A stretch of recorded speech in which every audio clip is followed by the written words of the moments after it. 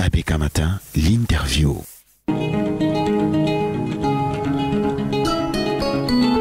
Pour l'interview, Sidonie Fika reçoit Didier Imkwa ce matin. Bonjour Didier Imkwa et bienvenue sur ABK Matin. Bonjour Fifi, c'est toujours un plaisir d'être interviewé par une grande dame comme vous êtes. Merci, si c'est un compliment, je le reçois avec beaucoup de plaisir et bonheur.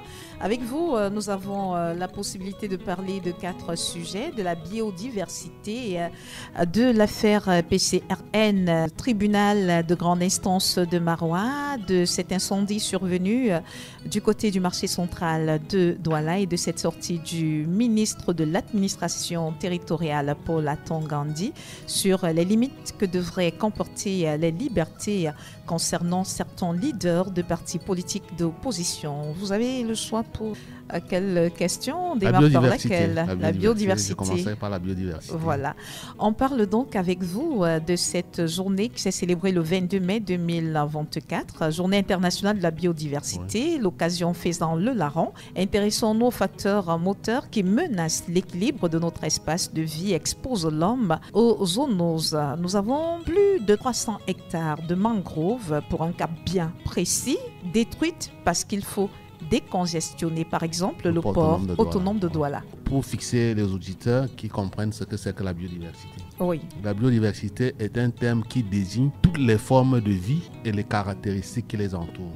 Toutes les formes de vie, les caractéristiques qui les entourent. Évidemment, vous avez bien cité un certain nombre de facteurs moteurs qui aujourd'hui menacent l'équilibre ou la survie de notre environnement et surtout celle de l'homme. Parce que la vie de l'homme est consubstantielle à l'équilibre de la biodiversité. L'homme est l'un des maillons essentiels de la chaîne de la biodiversité. Qu'est-ce qui menace aujourd'hui la biodiversité?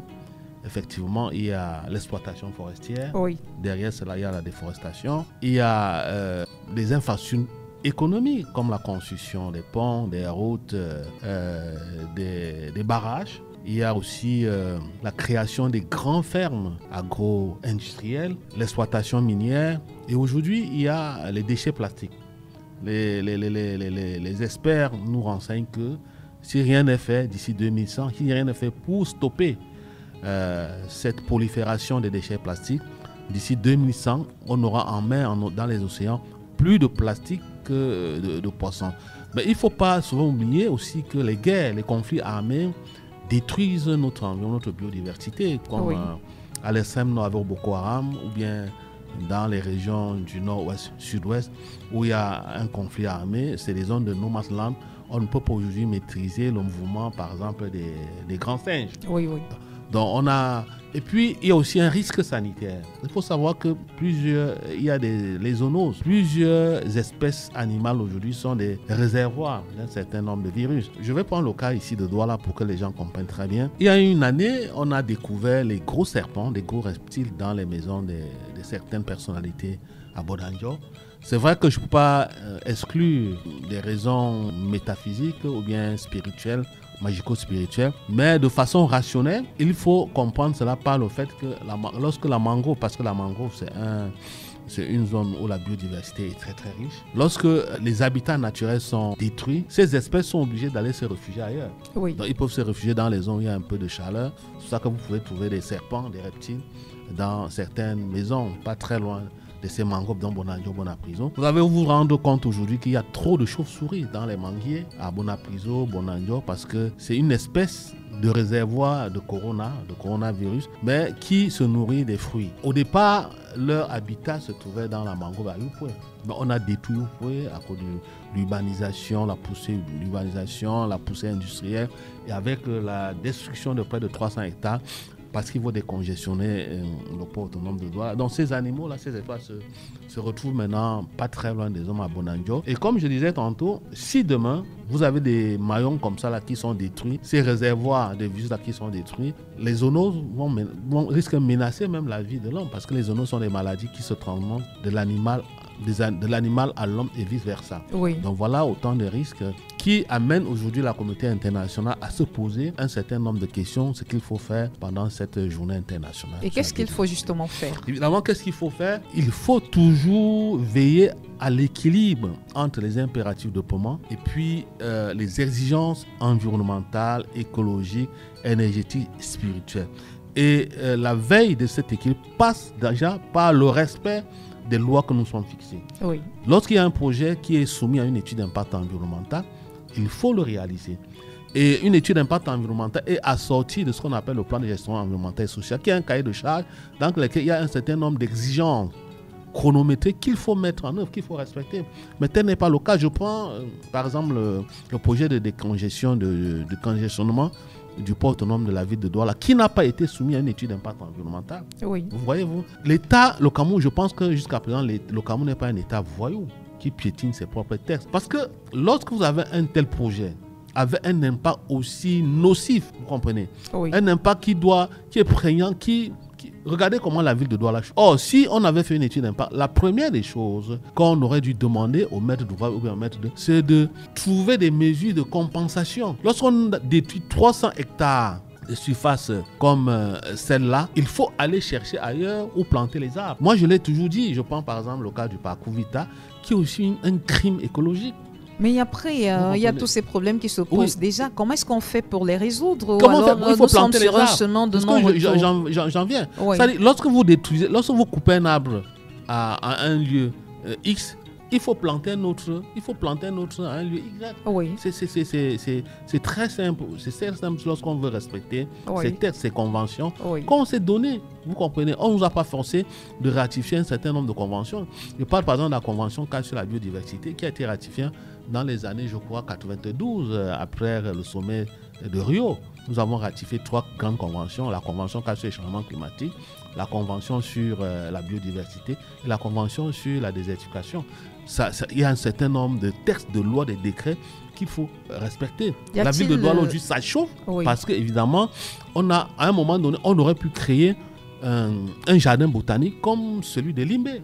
Y a-t-il des sites justement qui soient appropriés pour bien sûr. type de culture? Moi, au départ, vous les avez déjà identifiés dans la ville de Douala? Oui, moi je prends le cas par exemple du parcours Vita. À l'époque, c'est vrai que c'est on a un déjà don du chef de l'État. Le parcours Vita. Oui, mais il faut penser à... Bon, je ne serais pas assez extrémiste pour demander qu'on le fasse. Mais on a un problème de l'étalement de l'environnement urbain. Mais il faut y penser. Il faut déjà penser à créer ce que nous appelons un jardin municipal. Il n'y en a pas dans la ville de Douala. Et parce qu'il y a une pression foncière.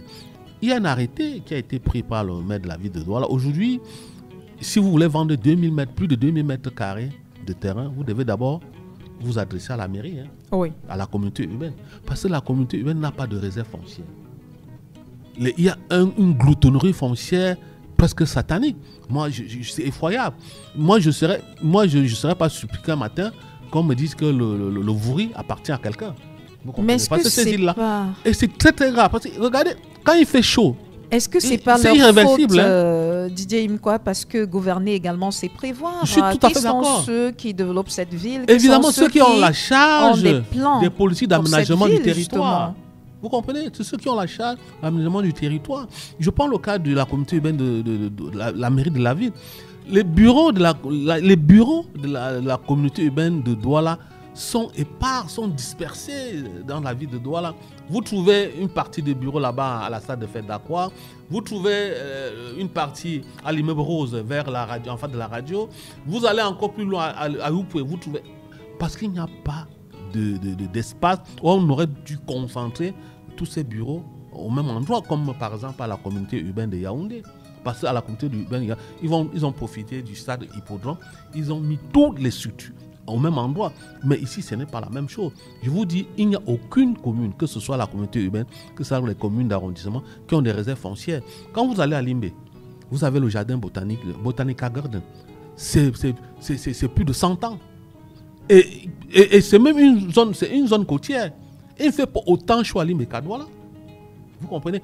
Parce qu'on a là la chance d'avoir une pompe d'oxygène qui est le Botanica Garden, avec presque les espèces exotiques, toutes les espèces de palmiers que vous trouvez dans le monde entier, vous pouvez trouver ça au Botanica Garden, qui est devenu aujourd'hui même, au-delà même de l'aspect écologique, c'est devenu même un site de recherche scientifique. Vous ne pouvez pas, si vous avez été un jour militant écologiste, si vous n'avez pas fait un tour au Botanica Garden, c'est que vous n'êtes pas militant écologiste. Il y a de nouveaux quartiers qui sont en train de se créer dans la ville mais de tel n'est pas Douala, le cas, justement, qui pourraient intégrer Malheureusement, justement oui, ces qui jardins pourrait. botaniques. Moi, je souhaite, Fifi, de temps en temps, vous recevez les hauts cadres de la communauté urbaine de Douala ici. Oui. Il faut leur parler de ce phénomène de l'étalement de l'environnement urbain. Parce qu'on est déjà à P4 ans. On est déjà à PK25. On n'a pas de réserve foncière. On n'a pas de jardin municipal. Et on va vers la conurbation. Quel est notre problème grave? Ça, la conurbation, c'est quand les villes se joignent. Douala, Kribi, c'est d'ici 10 ans, ces deux villes vont se joindre. Douala, Tiko, Limbe, ces villes-là. Et cela va poser d'autres problèmes de sécurité, problèmes liés à la circulation des hommes et des biens, problèmes même de santé, parce que les virus voyagent plus rapidement que les hommes. Il faut en tenir compte dans les politiques d'aménagement du territoire. Ça, c'est des solutions que vous proposez. Hein. Je crois que ce sont des solutions qui sont applicables Bien sûr, à condition bien sûr. À un moment donné, les autorités... il faut dessiner le territoire de la ville de Douala. Oui. Et penser vraiment penser d'abord à la construction en hauteur. Et surtout, moi je le dis toujours, Douala doit se doter d'un jardin municipal, Oui. même de 100 hectares. Oui. On pense à une construction en hauteur qui correspondrait à quoi exactement? Quand je prends par exemple Côte d'Ivoire, Abidjan, Douala, c'est deux pays qui ont presque le même, sur le plan de construction économique, c'est presque les mêmes pays qui présentent les mêmes caractéristiques, les mêmes paramètres, mais l'occupation en hauteur, par exemple à Abidjan, est 80% plus qu'à Douala. Oui. Vous comprenez? Vous trouvez encore les R+1 à Bonanjo, les R+2 à Aqua. Non, on ne devait pas être encore à ce niveau-là. Parce qu'on devait être à R+15, R+7 pour déjà occuper l'espace aérien. Et puis surtout, rendre la location des espaces moins chers. Vous comprenez? Parce que vous avez 1 mètre carré aujourd'hui à Bonanjo, c'est 100 000 francs. C'est cher. Vous comprenez? Donc, les études ont démontré que si on a par exemple 20 immeubles de 15 niveaux, de R+15 niveaux à Bonanjo aujourd'hui, on peut ramener la location d'un mètre carré à 10 000. Donc, 10 000 francs par mois. C'est une entreprise à laquelle pourrait se consacrer la société, la SIC, par exemple. Construire des maisons à hauteur, parce qu'il est difficile quand même d'avoir des privés. Si aujourd'hui le Cameroun qui est englué dans un certain nombre de problématiques sécuritaires, Boko Haram, les incursions des rebelles à l'est ou bien le Nozo qui grève gravement notre budget, on peut faire appel à l'épargne privée. Oui. Il y a des Camerounais, ils sont très nombreux, qui sont prêts à s'investir dans l'immobilier. Ils sont très nombreux en Europe, aux États-Unis, qui sont prêts à s'investir dans l'immobilier. Il faut juste leur démontrer qu'il y a quand même, parce que tout doit se faire sur une base de confiance. Hein. Oui, les gens ne doivent pas venir investir leurs sous pour après les perdre. Non, il faut déjà créer un environnement qui garantit au moins la confiance pour que l'épargne privée puisse se mouvoir. Aujourd'hui, beaucoup de Camerounais vont plus investir à Abidjan parce qu'ils sont plus à l'aise à Abidjan, ils ont plus, la garantie est plus assurée à Abidjan qu'ici. Oui. Donc, il faut y penser parce qu'il faut construire la ville de Douala en hauteur. Une dizaine de boutiques du marché central de Douala parties en fumée et les secours ont eu du mal à circonscrire les flammes du fait de l'obstruction des bouches d'incendie par des comptoirs installés par les commerçants, étant finalement... Le marché central de Douala, ce qu'on appelle marché Lego, est la parfaite illustration du désordre humain. Qui a laissé faire? Les gens qui avaient la charge de gérer le marché central. Ce marché central qui est dépassé, moi je pense que c'est dans les années 80 que l'actuel président de la République, le président Biya, a inauguré le marché Lego. Oui. Il était fait pour 1 million ou 1,5 million d'habitants. Oui. Nous sommes aujourd'hui à presque 9 millions d'habitants. Et on n'a jamais cherché à moderniser le marché central. Ce marché-là, ce n'est plus ce qu'on voit ailleurs. Il faut aller à Kigali. Vous allez voir des marchés avec les ascenseurs. Hein. Le désordre qu'il y a au marché Lagos, je parle Marché sous le contrôle. central. Oui, on appelle ça marché Lagos. Un marché Lagos, oui. Ça ne circule pas. Hein. Ça ne circule pas. Alors que le plan même, c'était quelque chose de formidable. Le marché, déjà les marchés sont des ER, c'est-à-dire les établissements recevant du. Donc on gère les marchés comme si on gérait une école, comme si on gérait une entreprise. Avec un plan d'urgence, un plan d'évacuation, une étude de danger, etc., etc. Mais quand vous allez au marché central, vous n'avez pas tout ça. Même là où il y a des bouches d'incendie, ça n'existe plus. Parce qu'on a conçu des comptoirs, c'est-à-dire on a encerclé, il y a des cercles concentriques autour de l'infrastructure. Il y a pourtant des boutiques qui ne sont pas occupées à l'intérieur du marché. Si. En haut, en hauteur. Oui, c'est occupé. Oui. Toutes les boutiques sont occupées. Il y a des cercles concentriques parce qu'on n'a pas tenu compte d'un paramètre, la croissance démographique. Et puis, des années 90, où la crise économique est passée par le Cameroun, on a fermé toutes les entreprises, les gens sont lancés dans le commerce, la demande des boutiques était vraiment allée de façon crescendo, explosive, la demande était explosive. Voilà pourquoi aujourd'hui, tout le marché central, tout le marché Lagos, c'est-à-dire l'infrastructure, a des cercles concentriques de boutiques. Il est difficile aujourd'hui de circuler dans le marché, au marché central. Il est difficile pour faire une livraison. Quand tous ces conteneurs qui sortent du marché là, il faut aller voir comment.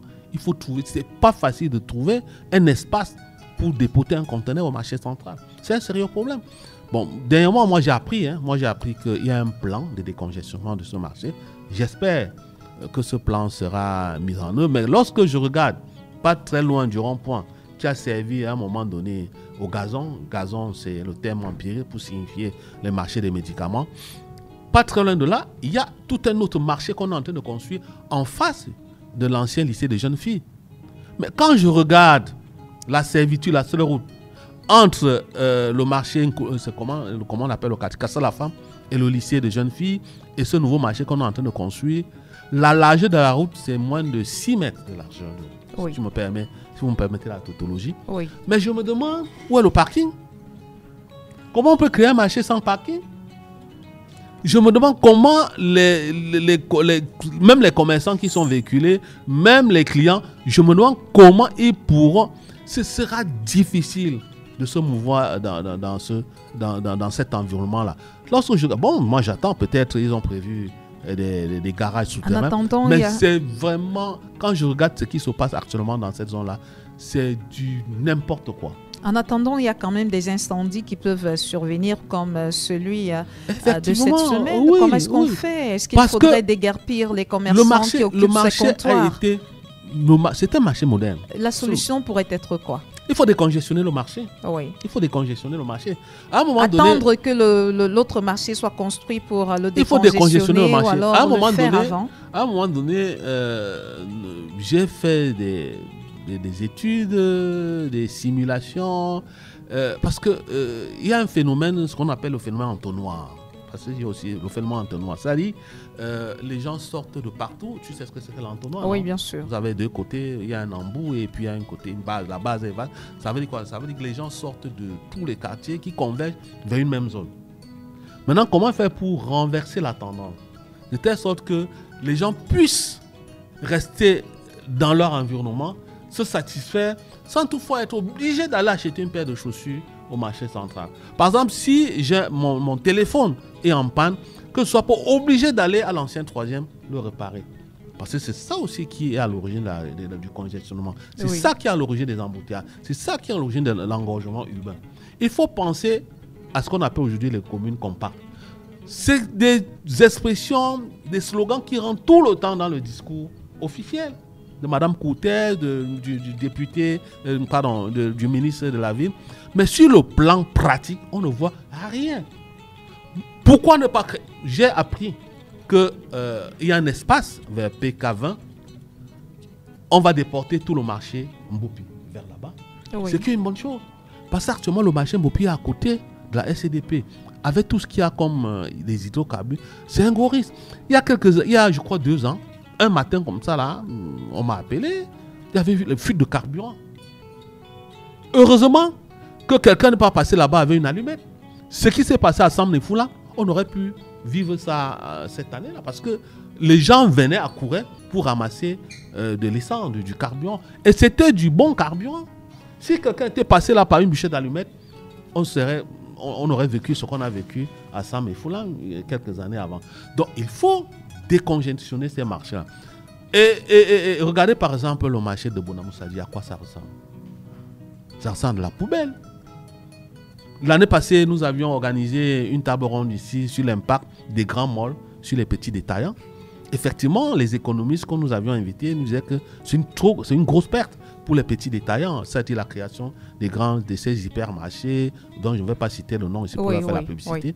Tout simplement parce que nos marchés sont insécures, nos marchés sont sales, nos marchés sont insalubres. Tout à fait. Il faut créer des marchés propres, salubres, pour pouvoir faire la concurrence aux hypermarchés, aux grands malls, vous comprenez. Et pour le faire, qui va le faire? C'est quand même les communes, les collectivités territoriales décentralisées. Oui. Cette actualité pour sortir de notre entretien, l'administration territoriale a autorisé le 14 mai 2024 la tenue du congrès convoqué par Robert Kona Marois, c'était le sous-préfet de l'arrondissement de Marois 3. Et ce congrès devait se tenir du 25 au 26 mai 2024.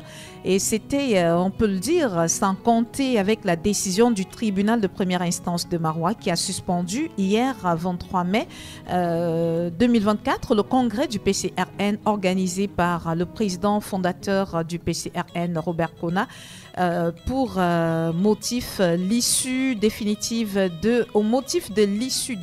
de la procédure pendante devant le tribunal de première instance de Kaélé sur la nullité du congrès ordinaire de Guidigis du 11 mai 2019. Nous avons donc deux décisions qui sont rendues, une par l'administration territoriale, une décision de justice, et les deux décisions ne vont pas dans le même sens. Comment est-ce qu'on peut comprendre tout cela? Pour moi, c'est un très bon signe pour notre démocratie. Oui. C'est un très bon signe pour notre démocratie. Cela prouve que notre justice peut être indépendante si elle veut l'être. Fifi, ce qui vient de se passer c'est à Marois. Oui. Est c'est un symbole. Cela prouve que nous sommes allés vers la vraie démocratie, où le juge n'est pas obligé de suivre l'exécutif.